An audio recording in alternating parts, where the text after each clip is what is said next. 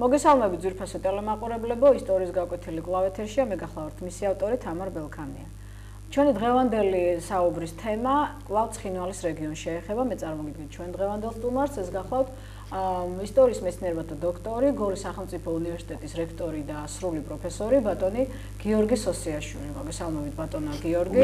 სანამ საუბარს დავიწყებდეთ, მე მინდა გითხრათ ერთი ფაქტი, ანუ 3 წლის წინ არქივიდან მომიწია ესტონეთში, ტალინში მივლინება, მე შევხვდით ჩვენს კოლეგებს და მათ აღმასრულებელ ხელისუფლებასთან ერთად წარმოგიდგინეს საზეიმო ვითარებაში ძალიან სქელყდიანი წიგნი სათაურით ოკუპაციის ისტორია და ეს შეეხებოდა მათ თანაცხოვრებას საბჭოთა კავშირში.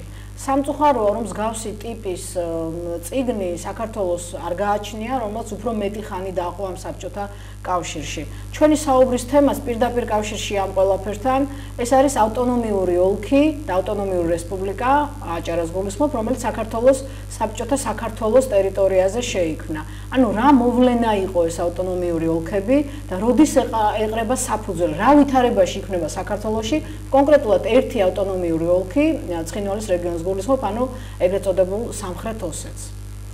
მოგესალმებით, მივესალმებით ჩვენს მაყურებლებს, ჩვენ საზოგადოებას. მე თქვენს ნათქვამს დაუბრუნდები თავიდანვე თქვენ თქვით, რომ საოკუპაციო წიგნი იყო შექმნილი ამ ბალტიისპირა ერთ-ერთ სახელმწიფოში, თუმცა ჩვენთანაც არის მსგავსი გამოკვლევები დაწერილი, მაგრამ ეს რა თქმა უნდა არ არის ამომწურავად შესწავლილი და ჯერ კიდევ ბევრი რამ არის დასაწერილი და ბევრი რამ არის გასაანალიზებელი ხედულობაში, მოკლედ ქართულ-ოსურ ურთიერთობის შესწავლა, რომელიც ძალიან მტკივნეული თემა გახლავთ და ვფიქრობ, რომ საზოგადოებას ჯერ კიდევ ბევრი რამ აკლია ამ მხრივ ინფორმირების თვალსაზრისით, რომ ქართული ისტორიოგრაფიას კიდევ ერთხელ მართებს, რომ ჩვენს ხელთ არსებული ყველა წყაროს ხელახალი გაანალიზებით, ხელახალი კონცენტრირებით, ასე ვთქვათ, მიაწოდოთ საზოგადოებას სწორი ინფორმაცია, არა მარტო ქართულ საზოგადოებას, არამედ ოსურ საზოგადოებასაც, ვინაიდან ოსური საზოგადოებაც არის ჩვენი მოძმე საზოგადოება და თავად მათაც არიციან ბევრი რამ აი ამ ჩვენი ურთიერთობის შესახებ სიმართლეს გულისხმობ, იმიტომ რომ წლების მანძილზე ბევრი რამ ახინჯდებოდა, ყალბდებოდა ამ გარეშე ძალების მიერ და ამიტომაც მათთვის აი ამ სიმართლის მიწოდება აუცილებელი რამ გახლავთ. აი, როდის დაიწყო ფიქრი აი ამ საქართველოს ტერიტორიაზე, რომ შექმნილიყო ავტონომიური ოლქი და რა მოვლენა იყო? სადმე პრეცედენტი თუ არსებობს რომელიმე სახელმწიფოში, რომ სახელმწიფო შიგნით არსებობდეს ავტონომიური ან ოლქი ან რესპუბლიკა? მე გეტყვით, ეს არის ნონსენსი პირდაპირ, ვინაიდან სახელმწიფოს არსებობა სოფლიო პრაქტიკაში მგონი არ არსებობს, მაგრამ ჩვენ ამ ხელ გამონაკლისივართ იმ კუთხით, რომ საუკუნეების წინ რუსეთმა დაიწყო თავისი მიზანმიმართული პოლიტიკა კავკასიაში, სხვადასხვა ეთნო კონფლიქტების გასაღვივებლად და ამ მხრივ არაერთი მცირე ერი გამოიყენა თავის აი ამ დიდი პოლიტიკის განსახორციელებლად. პოლიტიკაში მე გულისხმობ ის კოლონიური პოლიტიკის დაწყებას კავკასიაში და ამ მხრივ, რა თქმა უნდა, ოსებიც იქნენ გამოყენებული სამწუხაროდ მათ მიერ, როგორც აი ამ ეთნო კონფლიქტის ერთ-ერთი კედლის გასაღვივებლად. ეს ყველაფერი დაიწყო რუსეთის პოლიტიკის დაწყებიდან მე-19 საუკუნის დასაწყისიდან, როდესაც მე აღარ შევეხები ქართულ-ოსურ ურთიერთობის შორეულ, ესე ვთქვათ, წასვლას, ვინაიდან ამაზე ძალიან ბევრი ამ დაწერილია და საზოგადოება ამის შესახებ იცის, ოსების ჩამოსახლება, მათი პირველი ოჯახების ეპიზოდური ჩამოსახლება, მათი პირველი ოჯახების ჩამოსახლება, მე შევეხები როგორი ისტორიული წინაპირობა ჰქონდა ამ ოლქის შექმნას, უნებრივია ეს ჯერ კიდევ მზადდებოდა მეფის რუსეთის პერიოდში, რუსეთმა დაიწყო გეგმიური, ასე ვთქვათ, კოლონიური ათვისება კავკასიისა, კავკასიაში მან თავისი პოლიტიკური პლატფორმების შექმნისათვის დაიწყო გარკვეული აბიჯების გადადგმა. პირდაპირ არსებობს დოკუმენტები, როდესაც მეფის დავალებით, ხელისუფლების დავალებით ხდებოდა გარკვეული აგენტურის გამოშვება, რომ შეესწავლათ კავკასიის ტერიტორია და მერე მოახდინათ მისი ათვისება, ამ ხალხის ხასიათი გაიგოთ აქ ცხოვრები ხალხების და მერე უკვე გარკვეული დაპირისპირებით წარმოექმნა თავიანთი ანკლავები და შეექმნათ გარკვეული ასე ვთქვათ პლატფორმები აი ამ კავკასიის ტერიტორიაზე და ამ მხრივ როგორც გითხარით, სამწუხაროდ ჩვენი მოძმე ხალხი, ოსები, რომლებიც საუკუნეების მანძილზე ჩვენი დროშის ქვეშ იბრძოდნენ ხშირ შემთხვევაში დამპყრობელი ძალების წინააღმდეგ არაერთ დოკუმენტური მასალა ნარატიული წყარო არსებობს ამის შესახებ, აღმოჩნდნენ მათი გარკვეული ნაწილი აი რუსულ სამსახურში და რუსეთის პოლიტიკის სამსახურში ჩამდგარი და ჩვენს წინააღმდეგ დაპირისპირებული. ყველაფერი დაიწყო, რაც შეეხება ავტონომიური ოლქის შექმნას, მე მინდა გითხრათ, რომ ვიდრე ჩამოყალიბდა დემოკრატიული რესპუბლიკა 1918 წელს, მე ხედულობაში მაქვს პირველი დემოკრატიული რესპუბლიკა ჟორდანიას მოღვაწეობის პერიოდში. ბოლშევიკურმა რუსეთმა, ასე ვთქვათ, და კრემლმა დაიწყო თავისი აგენტების, ასე ვთქვათ, გამოგზავნა და ფიქრი იმ პერიოდის საქართველოში მოახდინა გარკვეული არეულობა, გარკვეული ეთნო კონფლიქტების წყალებში, რა თქმა უნდა, კერების შექმნა და ამითი დაიწყო თავიანთი მიზანმიმართული პოლიტიკის განხორციელება. და 1918 წელი ამ ხელ ძალიან მძიმე თარიღი არის ამ ჩვენი ორი ერის ურთიერთობაში, ხედულობაში, ქართველების და ოსების ურთიერთობა.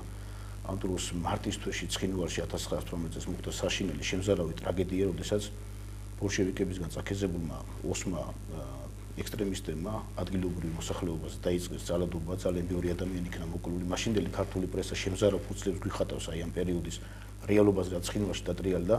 თუმცა მე მხარს ვუსვამ, რომ ეს იყო გარკვეული ნაწილი ოსების და არა მთელი ოსი ხალხი, ბუნებრივია ის ადამიანები, ვინც რუსების სამსახურში იყვნენ ჩამდგარი და აი ამ კრემლისაგან იმართებოდნენ და მათ სურდათ, რომ ესე იგი გარკვეულწილად გაეტარებინათ აი ამ ბოლშევიკების პოლიტიკა ჩვენს ქვეყანაში. რა თქმა უნდა, მაშინდელი ჩვენმა ხელისუფლებამ გარკვეული პასუხი გასცა ამ აჯანყებულებს და ოსების აჯანყება იქნა ჩახშობილი, თუმცა რამდენიმე წლის მერე კვლავ განმეორდა ესე იგი ოსების გამოსვლა 1920 წელს მაის-ივნისში კვლავ მოხდა აჯანყება ისე ბოლშევიკების წაქეზებით, ისე რუსების წაქეზებით, ისე კრემლის პოლიტიკის განხორციელების ასე ვთქვათ ლოზუნგით და ამ შემთხვევაში მათ გამოაცხადეს საბჭოთა ხელისუფლება. სინამდვილეში ბუნებრივია ოსი ხალხი ჩვენთან მშვიდობიან თანაცხოვრებაში იყო. ამ დროს ცხინვალში რამდენიმე კომლი ოსი ცხოვრობდა, ძირითადი მოსახლეობა შეადგენდნენ ქართველები და აქ რამდენი ფრაგმენტულად იყვნენ ჩამოსახლებული ოსები, რამდენიმე კომლი არის ოსი დაფიქსირებული სულ ოსი. აი ამ პერიოდში ხდება უკვე ცხინვალში, ესე იგი ამ ოსების მიერ, ბოლშევიკების სამსახურში მდგარი ოსების მიერ ქართველების დაპირისპირებისკენ გარკვეული ნაბიჯების წაქეზება და გადადგმა და მაშინდელმა სახალხო გვარდია შევიდა ცხინვალში და ესე იგი მოახდინა აი ამ ლოკალური კერების ჩაქრობა, მხედველობაში აჯანყებული ეს ბოლშევიკი ოსები, რუსეთის სამსახურში მდგარი ოსები. მაშინდელმა რუსეთის საგარეო საქმეთა კომისარმა ჩიჩერინმა გამოგზავნა ნოტა, რომელშიც ის იხსენიებდა, რომ უწოდებდა საქართველოს მაშინდელ ხელისუფლებას, რომ შეეჩერებინა გარკვეული ესე იგი ძალები შეყვანა სამხრეთ ოსეთში, ანუ არანაირი სამხრეთ ოსეთი არ არსებობდა და ამ დროს რუსეთმა გამოიყენა ეს ტერმინი სათავისოდ, რომ მე მოახდინა უკვე აი ამ ტერმინის. აი პირველად ეს ტერმინი როდის ჩდება? ეს ტერმინი ჩდება სამხრეთ ოსეთი უფრო ადრე, მე-19 საუკუნეში, ეს მეფის რუსეთის პერიოდში მიმოწერაში ჯერ თავარმართებელმა კნურინგმა გამოიყენა ტერმინი ესე იგი ოსეთი, შემდეგ უკვე პასკევიჩის პერიოდში მკვიდრდება სამხრეთელი ოსები, სამხრეთის ოსები და თან ესე იგი როგორც ჩამოსახლებული იმკვიდრებს ეს ტერმინი ადგის აი ამ ზეპირმეტყველებაში ასე ვთქვათ, მაგრამ აი ჩიჩერინმა ოფიციალურ ნოტაში დააფიქსირა ეს ტერმინი სამხრეთ ოსეთი, როდესაც ამ დროს არანაირი ესე იგი ადმინისტრაციული ტერიტორიული წარმონაქმნი არ ყოფილა ამ პერიოდის ამ ტერიტორიაზე, ვინაიდან მოგეხსენებათ, რომ აქ ისტორიული ქართული საფეოდალოები ასეულდა შუა საუკუნეებში და მოგვიანებით შექმნილი ოლქი განფენილი იყო რამდენიმე ქართული საფეოდალოს ტერიტორიებზე, მათ შორის ისტორიული სამაჩაბლო, რომელიც მოიცავდა დიდი ლიახვის ხეობას, ასევე ჟღელეს და დვალეთს, რომელიც შემდეგ ოსების მიერ იქნა ასიმილირებული და მოექცა ესე იგი შემდეგ ძილოთ ოსეთის შემადგენლობაში. მოიცავდა ეს ოსეთის მომდევნო შექმნილი ოლქი ესე ქსნის საერისთავოს ისტორიულ ტერიტორიას, ასევე საწელეთლოს ნაწილს, რაჭის საერისთავოს და ასევე საფალავანდიშვილოს. ასე რომ ესეთი ნონსენსური ვითარება არის, როდესაც ეს ოლქი შეიქმნა ფაქტობრივად ქართული ტერიტორიების ხარჯზე, ქართული სათავადო სენიორიების ადგილს. რაც შეეხება თავად აი ამ ესე იგი ამ შემთხვევაში ოსების აჯანყებას 1920 წლის მაის-ივნისში, როდესაც მოხდა მისი ჩაქრობა ხელახლა ესე იგი ამ ქართული სახალხო გვარდიის მიერ წინააღმდეგ შემთხვევაში ამას მოყვებოდა უკვე ძალიან დიდი სისხლის ყურა, რომ არ მოხდარიყო ლოკალური კერების ჩაქრობა, იმიტომ რომ ეს ექსტრემისტი ოსები, რომელიც აკეზებული იყვნენ კრემლისაგან უკვე ადგილობრივ თვითონ თავად ოსი მოსახლეობა წუხდებოდა ამათი საქმიანობით, ეს ამის დამადასტურებელი დოკუმენტები არსებობს. სოფლებში ბევრი ოსი ჩიოდა ამას, ესე იგი მათი ძალაუფლებით შეწუხებული იყვნენ და ესე იგი ფაქტობრივად თავს ახოდნენ ამ ადამიანებს აი ამ ბოლშევიკურ იდეებს და რაღაცა მოუწოდებდნენ ქართველების წინააღმდეგ ბრძოლისაკენ. ამას შემდეგ უკვე მოყვა ფაქტობრივად დაიწყო გეგმიური მზადება, ესე იგი ჯერ საქართველოს დაკვირვების თვალსაზრისით რუსეთის მიერ, მოგეხსენებათ 1920 წლის 7 მაისს ძალიან თვალის ამხვევი ესე ვთქვათ ხელშეკრულება დაიდოს რუსეთ-საქართველოს შორის, ფაქტობრივად ამითი რუსეთმა თითქოს შეარბილა ტონი საქართველოსთან, გრიგოლ ურატაძის და ასევე ყარახანის ხელმოწერა მოხსვედელობაში, ამ რუსეთმა აღიარა საქართველოს თითქოს, თუმცა ეს ურატაძის შემთხვევით არ იქნა გაგზავნილი, მოგეხსენებათ, რომ ეს კაცი ახლოს იცნობდა ლენინს და მათთან დაახლოებული პიროვნება იყო, უცხოეთში მოღვაწეობდა გარკვეული პერიოდი და მას მისი გაგზავნილი თითქოს რაღაცა გარკვეულზე დაბალანსდებოდეს პოლიტიკური ურთიერთობა. თუმცა ეს იყო თვალისამხვევი პოლიტიკა, რუსეთს სხვა რამე ჰქონდა განსაზღვრული, რომ რამდენიმე ხნის მერე ევროპის ქვეყნების დასანახად გააკეთა თითქოს ეს და შემდგომში დაიწყო აქტიური ქმედებები საქართველოს დაკვირვების თვალსაზრისით. ხდება ასეთი რამ, ესე იგი 1921 წლის 25 თებერვლის აი ამ ავადსახსენებელი ოკუპაციის მერე, როდესაც ფაქტობრივად ჩვენი ქვეყანა იქნა დაპყრობილი რუსეთის მიერ და ჯერ კიდევ მანამდე ქონდა ლენის ჩაფიქრებული, უნდა ჩარეულიყო, ესე იგი იარაღით უნდა მოხდარიყო, ესე თუმცა შრომელი მასების ამბოხება უნდა ყოფილიყო მთავარი მიზეზი სინამდვილეში ეს იყო აბსოლუტურად კრემლის იდეოპოლიტიკის გატარება და დაბრყობა ჩვენი ქვეყნის, ვინაიდან მანამდე შესთავაზეს საქართველოს ხელისუფლებას, რომ ესე იგი გარკვეული სამხედრო კონტაქტი დაედო და ლენინის ხელისუფლებასთან, ჟორდანიის მთავრობასთან გარკვეული შეთავაზება, რომ თეთრგვარდიელების მხედველობაში მაგ დენიკინის წინააღმდეგ გარკვეული ურთიერთობა განეხორციელებინა. თუმცა, როდესაც მათ ამაზე უარი მიიღეს ჟორდანიის ხელისუფლებისაგან, ვინაიდან ნეიტრალური სახელმწიფოს პრეტენზია ჰქონდა მაშინ ჩვენ, ამ შემთხვევაში ლენინმა მუქარა განახორციელა, დაემუქრა ლენინი ფაქტობრივად, რომ რა კი ასია, ლენინის განცხადებიდან მოყვას პერიფრაზი რა თქმა უნდა, რა კი ასია, მაშინ მომავალში არ ვიცი რა სიზავენი მუშები და გლეხები. ანუ ესე იგი ფაქტობრივად უკვე ეს იყო წინასწარი გააზრებული და გამიზნული ქმედება, რა უნდა განეხორციელებინა. 1921 წლის 25 თებერვლის მერე ფაქტობრივად ამ ოკუპაციის მერე 1920 წლის აჯანყების დროს წასული ოსი ექსტრემისტები ხელახლა დაბრუნდნენ შიდა ქართლში და დაიწყეს უკვე ძალიან აქტიური ბრძოლა, ესე იგი ქართული მოსახლეობის წინააღმდეგ. აქ კიდე ერთხელ ხაზს უსვამ, აქ არ იგულისხმება ბუნებრივია ადგილობრივი მშვიდობიანი ოსი მოსახლეობა, აქ იგულისხმება სახალხო გვარდიის მიერ განდევნილი ოსი ექსტრემისტები, რომლებიც აი ამ ბოლშევიკების სამსახურში იდგნენ და მათ იმდენად შეავიწროვეს ადგილობრივი მოსახლეობა, განსაკუთრებით დიდი ლიახვის ხეობის სოფლები, მათ შორის სოფელი ქემერდი, ძარწემი, კეხვი, აჩაბეთი, რომ აი ამ სოფლებიდან წამოვიდა მაშინდელი საბჭოთა ხელისუფლების მიმართებაში მოთხოვნა და სთხოვდნენ პირდაპირ რომ საბჭოური ჯარი ჩაეყენებინათ სოფლებში, რომ ამ ოსების ძალმომრეობისგან ეხსნათ ადგილობრივი ხალხი, ვინაიდან ხდებოდა ოსების მიერ ადგილობრივი მოსახლეობის ძარცვა, დახოცვა, ქალების გაუპატიურება და მთელი რიგი შემზარავი ფაქტები და რეციდივები. ანუ თქვენ ფიქრობთ, ეს ყველაფერი წინასწარ იყო მოფიქრებული იმისთვის, რომ ხალხს მოეთხოვა შემდგომ ჯარის შემოსვლა? აბსოლუტურად, ესე იგი, წინასწარ იქნა გამოგზავნილი ეს ოსი ექსტრემისტების ჯგუფი, რომ მოსახლეობა, რომელიც მოსახლეობის ყველა ფენამ ძალიან კარგად უწყოდა, რომ ეს იყო იძულებითი გასაბჭოება, ეს იყო ოკუპაცია. და მოსახლეობა მიიყვანეს ისეთ დონეზე, რომ თავად მოათხოვინეს, აი დოკუმენტი არსებობს, მე ხელთან მაქვს ეს დოკუმენტი, როდესაც მოითხოვეს, ესე იგი 1921 წლის მარტის თვეში, მაგრამ ამ ხეობის სოფლებმა წითელი ჯარი, ანუ მაშინდელი ჯარის შეყვანა ხეობაში დაბანაკებული იყო და თავად ამ ჯარს დაეცვა მოსახლეობის უსაფრთხოება. ბუნებრივია ამის მერე უკვე ბოლშევიკებმა თითქოს ერთი პერიოდი ამ ქართული მოსახლეობის დაცვა განახორციელეს, მაგრამ ხდებოდა რა, ესე იგი ეს დაძრწოდნენ ოსი ექსტრემისტები და ადგილობრივ მოსახლეობას ავიწროებდნენ და ფაქტობრივად ესე იგი იძულებული ხდიდნენ ხალხს, რომ ხვეწნა დაეწყოთ ხელისუფლებისათვის მოგვხედეთ გვიშველეთო. საბოლოო ჯამში 1921 წლის 6-8 სექტემბერს ცხინვალში შეკრებილმა ოსმა, ესე იგი დაჯგუფებებმა, რევოლუციურმა კომიტეტმა, რევკომი მაშინ ძალიან ესეთი მოდური ტერმინი იყო, ასე თქვა და ამ რევკომმა და ამასთანავე პარტიულმა კომიტეტმა პირდაპირ მიიღეს ყოველგვარი მოლაპარაკების, ყოველგვარი ადგილობრივ მოსახლეობასთან, ყოველგვარი მათი აზრის გაგების გარეშე, ყოველგვარი, ასე თქვა, რაღაცა აზრობრივი თანხმობის გარეშე მიიღეს გადაწყვეტილება და ჩამოაყალიბეს სამხრეთ ოსეთის საბჭოთა სოციალისტური რესპუბლიკა. ვინ აწერს ხელს ამ დოკუმენტს? ამ დოკუმენტს ხელს აწერდნენ ოსი ბოლშევიკები, რომლებიც იმართებოდნენ იმ პერიოდის, ესე იგი, კრემლის მიერ და მათ მიერ ხდებოდა ინსტრუქციების გაგზავნა მათთვის, რა უნდა გაეკეთებინათ, რა უნდა მოემოქმედებინათ და ფაქტობრივად მათ მიიღეს ეგრეთ წოდებული კონსტიტუციის პროექტი. ძალიან ესე იგი, აი, პირდაპირ გეტყვით, ან პარადოქსალური ფაქტია, რომ არარსებული ადმინისტრაციული ტერიტორიული ერთეულში ხდება ჩამოყალიბება რესპუბლიკის და შემდეგ ხდება კონსტიტუციის მიღება და პირდაპირ გამოცხადდა აი ამ ადმინისტრაციული ცენტრი აი ამ ერთეულისა ახლად შექმნილი რესპუბლიკის ქალაქი ცხინვალი. კი, მაგრამ აი საზოგადოების განწყობა როგორი იყო მას მერე რაც გაიგეს, რომ ამ ტერიტორიაზე სადაც სასახლებული არიან ქართველები და ისტორიულად ქართული მიწა-წყალია, იქნება ოსური წარმონაქმნი, რაღაც სახელმწიფო წარმონაქმნი. საზოგადოების განწყობილება როგორც ოსური, ასევე ქართული საზოგადოების განწყობილება იყო მკვეთრად ნეგატიური, ვინაიდან პირდაპირ დოკუმენტებში არის გადმოცემული, როგორც წერენ ქართველები, ესე მიმართავენ მთავრობას, რომ ჩვენ საუკუნეების განმავლობაში ქართველები და ოსები ცხოვრობდით ძმურად და მეგობრულად და რომ ჩვენ გვინდა რომ დავრჩეთ ისევ როგორც ვიყავით და არანაირი ოლქის შექმნა, არანაირი ის რესპუბლიკის შექმნა ჩვენ არ გვინდა და ასე წინააღმდეგობის სავსე წერილები იგზავნება არა მარტო ქართული საზოგადოებისაგან და არა მარტო ქართული სოფლებისაგან, არამედ ოსებისაგან თავადაც. ამის დადასტურება თავისთავად ცხადია შეიძლება და გვაქვს ჩვენს ხელთ არსებული წყაროებით ხერხდება ამის. ამის მერე ეს დოკუმენტი გადაეგზავნა დასამტკიცებლად, ესე იგი, კიდევ ერთხელ მეორე და ხაზს უსვამ, შეიქმნა სამხრეთ ოსეთის ავტონომიური საბჭოთა სოციალისტური რესპუბლიკა და გადაეგზავნა საქართველოს რევკომს. საქართველოს რევკომმა შემდეგ ეს დოკუმენტი გადაუგზავნა, ესე იგი, ცენტრალურ კომიტეტს, თუმცა ვერ მოხერხდა ამ დოკუმენტის დამტკიცება, იმიტომ რომ აქ მოხდა ერთი ძალიან მნიშვნელოვანი ფაქტი და ამას მინდა რომ ხაზი გაუწვო. ეს ამ სოციალისტური რესპუბლიკის შექმნაზე მაშინდელმა მთავრობამ სიტუაციაში გარკვევა და შესწავლა დაავალა საქართველოს შინაგან საქმეთა სახალხო კომისარს ბესო კვირკველიას. პირკველიამ თავისი ჯგუფები გაგზავნა, შეისწავლა იმ პერიოდის შიდა ქართლის ეს გეოგრაფიული არეალი, სადაც მოხდარიყო ეს ამ რესპუბლიკის ჩამოყალიბება და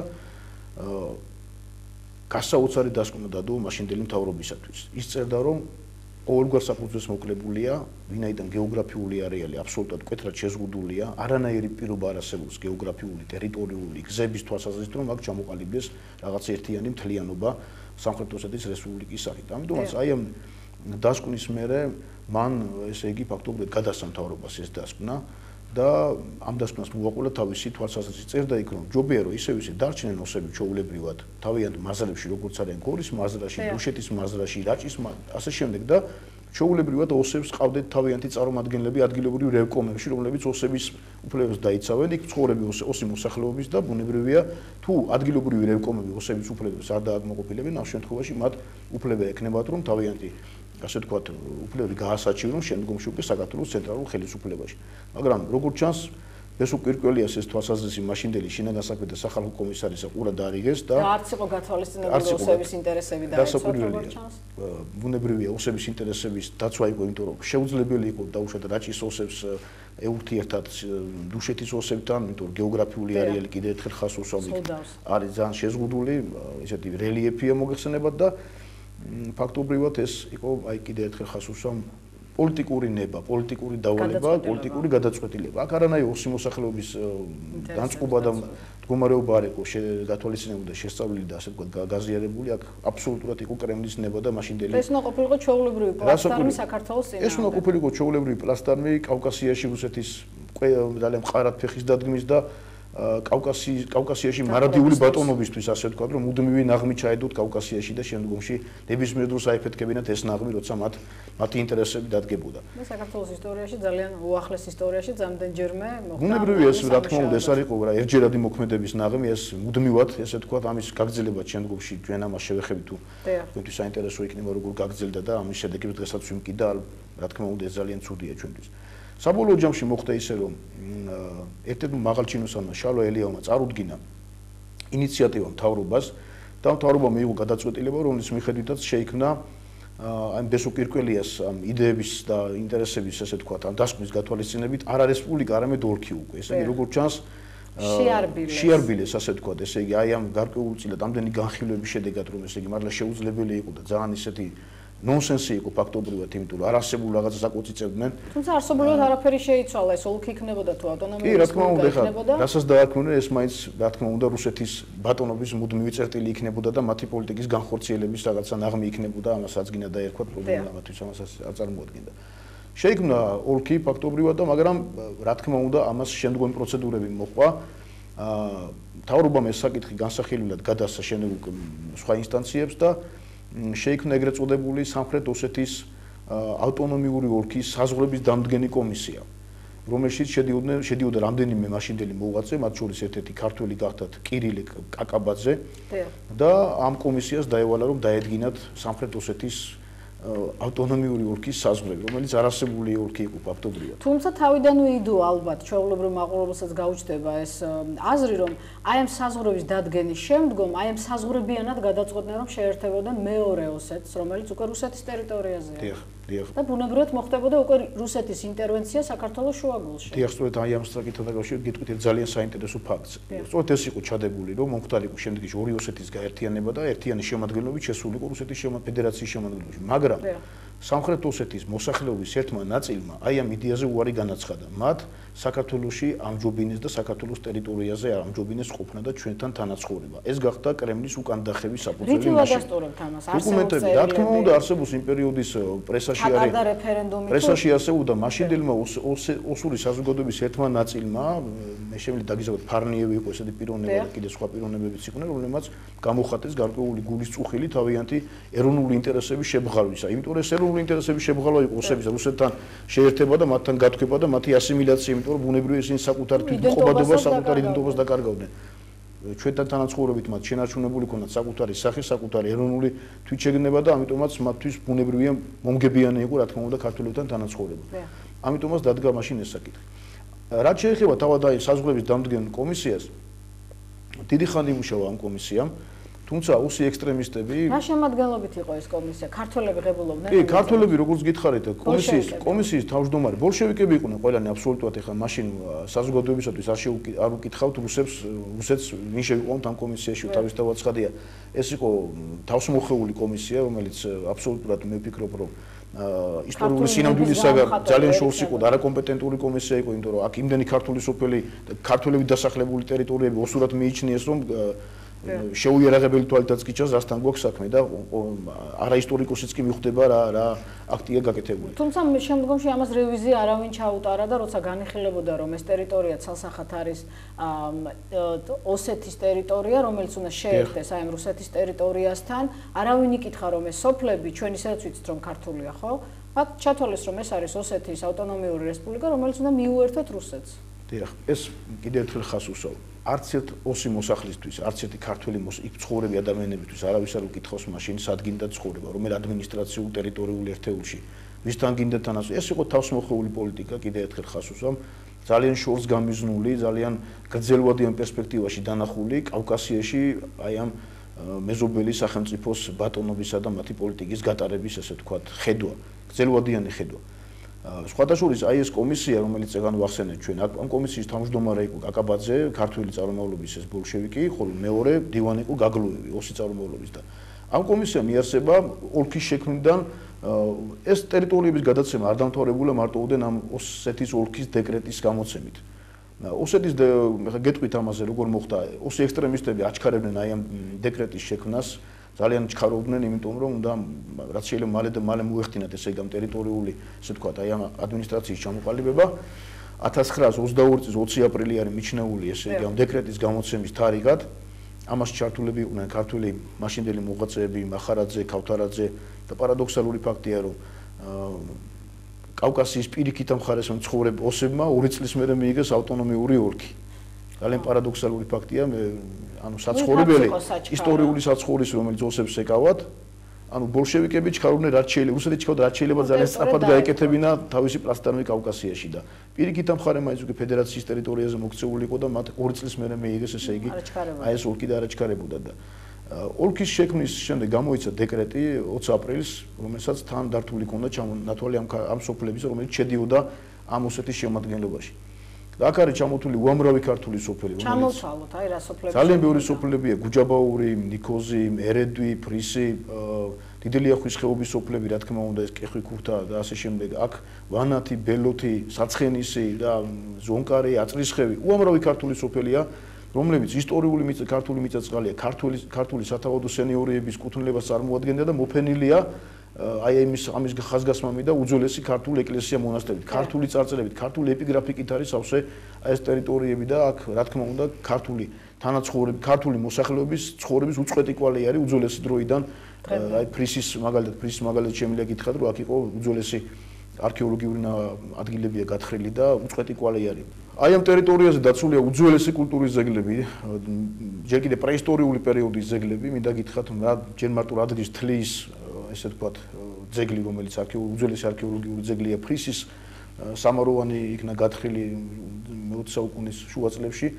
ცხინვალის ტერიტორიაზე, ნაცრაგურის ტერიტორია არის გათხრილი და შესაძლოა კოლხური კულტურის უწყვეტი კვალი, ანუ კოლხური კულტურა, ქართული კულტურა ვრცელდებოდა და განფენილი იყო მთელ ამ ტერიტორიაზე. მე აღარაფერს აღარ ვამბობ ადრე გვიან და ადრეული და განვითარებული ფეოდალიზმის პერიოდზე. წეგანაც ვახსენე, თითოეული სოფელი მოფენილი არის აი ამ უძველესი წარწერებით და ქართული ეკლესია მონასტრები და მიუხედავად ამისა ეს ჩაითვალა ამ ავტონომიური რესპუბლიკის შემადგენლობაში. ჩაითვალა და თანაც როგორ დაიწყეს პარადოქსალური ფაქტები ხდებოდა, ოლქის შექმნიდან დაიწყეს ქართული სახელების გადარქმევა. მაგალითად ბევრ სოფელს შეუცვალეს სახელი და თავიანთი რაღაცა დამახინჯებული სახელები უწოდეს, რომ ეს ტოპონიმიკური მასალა შეეცვალა და ეს ცოცხალი კვალი ადამიანთა ქართველების ცხოვრებისა წაეშალათ, მაგრამ ეს უგეხსენებათ ტოპონიმიკური მასალა შეეცვალა, ეს მარტივი არა, დღესაც მეხსიერებაში ხალხისა ეს უნებრივია ცოცხალი კვალი აქვს და ცოცხლად არსებობს. იგივე პროცესი მიმდინარეობდა, როდესაც აფხაზეთთან მიმართებაში გადაწყვიტეს, რომ წაეშალათ ქართული კვალი. იქაც იწყება აი ამ სოფლების გადარქმევა და არქმევენ აფხაზურ. მარტივი მაგალითის მოყვანაც შეგვიძლია, მაგალითად ახალგორი, რომელიც ერთ-ერთი უძველესი ცენტრი იყო ქსნისაერისთავოსი 1934 წელს მოხდა ახალგორის სახელის გადარქმა და მას უწოდეს ლენინგორი, რომელიც დღესაც ქვია და დღეს ლენინგორად იხსენიებენ თავად ეს კრემლის ძალები და მეზობელი ქვეყანა. თუმცა ეს უძველესი ქალაქია, უძველესი ქართული მოსახლეობის დასახლებული ქალაქი და ქსნისაერისთავოს ცენტრი გახდათ. დამდგენმა ეგრეთ წოდებული საზღვრების დამდგენმა კომისიამ კაკაბაძემ და გაგლუევმა და მათმა წარმომადგენლებმა რამდენიმე ოლქის შექმნა და რამდენიმე თვის მერე მე ხელთან მაქვს ჩემს მიერ მიკვლეული დოკუმენტი რომელიც გორის არქივში არის აღმოჩენილი 1922 წლის 20 აპრილს შეიქმნა ოლქი და გამოვიდა დეკრეტი, ხოლო 13 აგვისტოს იმავე წლის ხდება ასეთი რამ. ხელახლა დამატებით გადასცეს ამ ოლქს რამდენიმე ქართული სოფელი და ჩამოთვლილი ამ დოკუმენტში. გადასინჯეს ეს ეგრეთ წოდებული ჭყალების საზღვრები ამ კომისიამ გადასინჯა და გადასცეს სოფლები კალეთი, წნელისი, ოკონა, ეხლა ქართული სოფლებია გუჯაბაური და ასე შემდეგ. ხელახლა ხდებოდა ამ სოფლების გადაცემა და მაგრამ თქვენ წარმოიდგინეთ როგორი წინააღმდეგობა არსებობდა ადგილობრივ მოსახლეობაში, ქართულ მოსახლეობაშიც და ოსურ მოსახლეობაშიც, იმიტომ რომ მშვიდობიანი თანაცხოვრების დანგრევა არც ერთ მათგანს არ სურდა, არც ქართულობას და არც ოსობას. ასე რომ ეს იყო თავსმოხეული ამბავი და კიდევ ერთხელ ხას უსვამ ამის მერე ოლქის შექმნის მერე ბოლშევიკებმა კვლავ გააგრძელეს ადგილობრივ მოსახლეობაზე ამ ოსი ექსტრემისტების მისევა, ასე ვთქვათ. რომ რამენაირად მოხდარიყო ამ კონფლიქტების მუდმივი კერაყოფილიყო და მუდმივი დაძაბულობის კერაყოფილიყო, გათიშე და იბატონეს პრინციპით ყოფილიყო ეს დარეგულირებული, ასე ვთქვათ. მე ხელთან მაქვს ასევე ჩემს მიერ ნაპოვნი ერთ-ერთი დოკუმენტი, რომელიც არის სოფელი ნულის დღეს ოკუპირებული ტერიტორია და გადამწვარი სოფელია ქართული სოფელი ნული ფრონეს ხეობაში მდებარეობს. ეს არის 1923 წლის 1 მარტით დათარიღებული და დოკუმენტის ადრესატი არის საქართველოს სოციალისტური საბჭოთა რესპუბლიკის შინაგან საქმეთა კომისარი და მთელი მოსახლეობის განცხადება არის, რომ ჩვენ მხარს უჭერთ აი ამ საბჭოთა ხელისუფლების დამყარებას ბუნებრივია ხა როგორც უჭერდნენ მხარს ახლა რაღაც გარკვეული პატარა მაამებლობა ჩანს და ითხოვენ აი ამ ოსი ექსტრემისტებისაგან დაცვას, რომ რამენაირად დაეცვა და მუდმივად ყოფილიყო მოსახლეობა მადრობელი შემდეგ აი ამ რუსეთისა, რომ აი როგორ გვიცავს ეს რუსეთი ჩვენ ადგილობრივი. რა თქმა უნდა, ბუნებრივია ეს ჩვეულებრივად დადგმული სპექტაკლი იყო, რომელიც აი ეთნოკონფლიქტის ელფერს ატარებდა, თორემ არანაირი ეთნოკონფლიქტი არ ყოფილა კიდევ ერთხელ ხას უსვამ ქართველებსა და რუსებს შორის. ხსნელი იყო რუსეთი ამ შემთხვევაში ჩვენს შორის თითქოს ეს რაღაც გარკვეული გამანეიტრალებელი ძალის როლს ასრულებდა და ამას თამაშობდა. აი ამ ოლქის შემდეგ, რა თქმა უნდა, გრძელდება პერმანენტულად, ესე იგი, აი ამ ნაღმის მოქმედება, რომელიც კრემლმა ჩადოდა, ეს იდეოლოგია გრძელდება, რომელიც შემდეგში ამის განვითარება როკის გვირაბის მშენებლობა მოგეხსენებათ, რომ ეს როკის გვირაბი რას წარმოადგენდა, რასთან იყო დაკავშირებული, მარადიული კავკასიასთან, კავკასიის ხელჩაჭიდების სიმბოლო უნდა ყოფილიყო ეს როკი და რაღაც ესეთი მუდმივად ამ ბატონობის, ასე ვთქვათ, წყარო, ასე ვთქვათ, ეს გზამაგისტრალი. და შემდეგ უკვე როკის გვირაბის მერე უკვე ამისი ასე ვთქვათ ბუნებრივი გაგრძელება 1990-იან წლების კონფლიქტები, რომელიც ისევ და ისევ აი ამ თითქოს ისტორია მეორდება ანალოგიური სცენარით, ანალოგიური მიდგომით, ანალოგიური ასე ვთქვათ, რაც წეგანზე საუბრობდით, გეგმით განხორციელდა და რაც მოვიმკეთ ჩვენ ძალიან კარგად ვიცით, ორივე ერი დაზარალდა ამ საქმეში და დღესაც მოგეხსენებათ, რომ როგორ გრძელდება, ესე იგი, ამ მეზობელი ქვეყნის მიერ, ამ აგრესორი ქვეყნის მიერ, ესე იგი მავთუხლართების, ესე ვთქვათ, თემა გადმოწევა მავთუხლართების ისტორიულ საქართველოს, ისტორიულ ქართულ სოფლებში, დიცში, დვანში და მე თავად დიციდან გახლა ვარ და მე ვიცი რაც ხდება იქ ადგილზე და აქედან გამომდინარე ძალიან მტკივნეული თემაა. როგორც ქართველები, ასევე ოსებისთვის. ეს, რა თქმა უნდა, არც ერთი ერის ინტერესში არ არის. ეს არის მეზობელი ქვეყნის ამ მესამე ძალის პოლიტიკური ინტერესები. დიახ, საერთაშორისო რადგან თქვენ შეეხეთ აი ამ როკის გვირაბის თემას მე არ შემიძლია ჩვენს მაყურებელს არ ვაჩვენო რამდენიმე წლის წინ ჩაწერილი ედვარდ ჩევარნაძესთან ინტერვიუ, სადაც ის როგორც უფლებამოსილი პირი ამ თემასთან საუბრისას ამბობს აი როკის გვირაბის შექმნის ისტორიას. მოკლედ აფხაზეთმა და ოსებმა მიიღეს ავტონომიური სტატუსი, რესპუბლიკის სტატუსი ავტონომიური და ოლქის სტატუსი. ეს ყველაფერი ბოლშევიკების დამსახურებაა. ეხლა როკის გვირაბთან დაკავშირებით მე მონი გითხარით კიდეც. მაშინ მე აქ არ ვიყავი, იყო ზურაბ პატარიძე, მთავრობის თავმჯდომარე. მაგრამ მოსკოვში ნამუშევარი იყო და ახლა მოსკოვის სიტყვა მისთვის ყოველთვის კანონი იყო. ვაიბაკოვი იბარებს პატარიძეს და ეუბნება, რომ პოლიტბიუროს რამდენიმე წევრი არის დაინტერესებული, რომ გაიჭრას გვირაბი. ჩრდილოეთ კავკასიიდან ოსეთამდე, ცხინვალამდე. ნუ ჯერ ზურაბ თითქოს წინამდეგი იყო, მაგრამ მე როცა ბაიბაგო უთხრა რომ ეს მარტო ჩემი აზრი არ არის, რომ რამდენიმე პოლიტბიუროს წევრი დაინტერესებულია, რამდენჯერმე დამილეგეს, მაგრამ იქნება საკავშირო დაფინანსება. არა საქართველოს ბიუჯეტის ხარჯზე, არამედ საკავშირო ბიუჯეტი დახარჯავს თანხებს და ააშენებს გვირაბს. მე ბაიბაკომა როცა გაიგო რომ მე წინამდეგი ვიყავი და არ ვთანხმდებოდი ამ როგის გვირაბის მშენებლობას, ასეთ რამ მითხრა რომ მე ვიციო თქვენ ის გეშინიათ რომ თუ ოსები სხვა ჭკუას დადგებიანო შეიძლება ოსები და სხვები შემოიჭრან გვირაბის მეშვეობით. ამიტომ კავკასიონის ქედის გადაღმა, ესე იგი იქეთ ჩრდილოეთის გამოგიყოფთო 50 ჰექტარს თუ 60 ჰექტარს ფართობსო, ააშენეთ საკონტროლო პუნქტი, ჩააყენეთ თქვენი მეთვალყურეები, ესე იგი სამხედროები და თუ ვინმე საეჭვია, ნუ გაატარებთ. ნუ ახლა ვარი თქმა არ შეიძლებოდა, მაგრამ თავითავად როგის გვირაბის წინამდეგი ვიყავი მე შემდეგაც. ეს ჩემი გეგმა იყო რომ რკინიგზა აგვეშენებია მცხეთასთან ახლოს, დავიწყებდით აქედან და როსტოვამდე გავდიოდით. ესე იგი რუსეთს უნდა დავკავშირებოდით, მაგრამ დავკავშირებოდით რუსეთს ისეთნაირად, რომ რუსეთიდან საფრთხე არ უნდა ყოფილიყო. და როკის გვირაბი შეიცავდა ძალიან დიდ საფრთხეს. რუსეთისთვის ეს იყო სტრატეგიული დანიშნულების და ჩვენთვის იყო უბედურება. ბატონი ედვარდ ჩევანაძეც ადასტურებს, რომ ეს ცალსახად იყო სამხედრო პროექტი, ეს იყო პოლიტიკური გადაწყვეტილება, რომ როკის გვირაბი შექმნილიყო და არაერთხელ ნახეთ, როგორ ვითარდება მოვლენები აი ამ როკის გვირაბიდან გამომდინარე. თქვენ წარმოშობით ბრძანდები და თქვენ იმ ადამიანთა კატეგორიას წარმოადგენს, რომლებსაც ძალიან ბევრი ნათესაური კავშირი აქვს აი ოსებთან. აი ასეთ ყოდით ამ ადამიანებს, რომლის ინტერესები კიდევ ერთხელ ირღვევა დღევანდელი პოლიტიკიდან გამომდინარეთ.